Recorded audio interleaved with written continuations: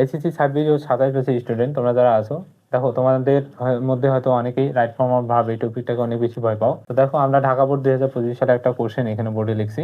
এই কোশ্চেনটা আমরা জাস্ট মুহূর্তের মধ্যে সমাধান করব। তো দেখো শুরু করি এ নাম্বার দিয়ে। ট্রুথ, আচ্ছা ট্রুথ এটা হচ্ছে কি সত্য কথা, এটা একটা প্রবাদ বাক্য। ইন দিস ওয়ার্ল্ড, এই পৃথিবীতে, ট্রুথ ওভার ফ্লাশউড মানে কি অবশ্যই মিথ্যার বিপরীতে কি পাবে, উন্মোচিত হবেই। তাহলে এটা রিগেইনস, যেহেতু এটা প্রবাদ বাক্য তাহলে প্রেজেন্ট ইনডিফিনিট টেন্স হবে REIGNS। আচ্ছা দেখো those who are always in the habit of, এই যে অফ আছে না, অফের পরে যদি ভার্ব আসে তাহলে ভার্বের সাথে আমরা কি করে দিব, আইএনজি করে দিব, তাহলে কি হবে স্পিকিং। দেখো খুব সহজে কিন্তু হয়ে যাচ্ছে। দ্য ট্রুথ, এই যে দেখো আবার সত্য চলে আসছে। রেসপেক্টস মানে কি সত্য কথা সবসময় কি হয়, সম্মানিত হয়।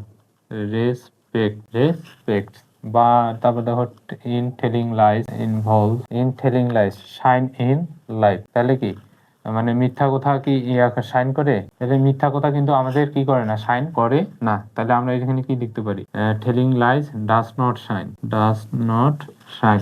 ওকে, আমরা এটা বুঝতে পারলাম। তারপর দেখো তো এই যে ইউজ টু আছে না, ইউজ টু, তাহলে ইউজ টু এর পরে সাধারণত কি বসে, ভার্বের বেস ফর্ম, তাহলে এইখানে যেটা আছে সেটাই, তাহলে PREACH, এই যে ইউজ টু এর পরে মডাল অক্সিলারি পরে V1 বসে। তারপর দেখো এই যে এখানে ফুল স্টপ, তাহলে শুরুতে শুরু হয়েছে না, শুরুতে গ্যাপ আছে, তাহলে যেহেতু বিইং আছে তাহলে আমরা জানি শুরুতে কি বসে, জিরান বা পার্টিসিপল, তাহলে বি যেহেতু আছে তাহলে কি হবে বিইং। তারপর ইড আছে, ইড হচ্ছে থার্ড পারসন সিঙ্গুলার নাম্বার, তাহলে ভার্বের সাথে ইজ বা ইএস যোগ হবে, তাহলে কি হবে হোল্ডস।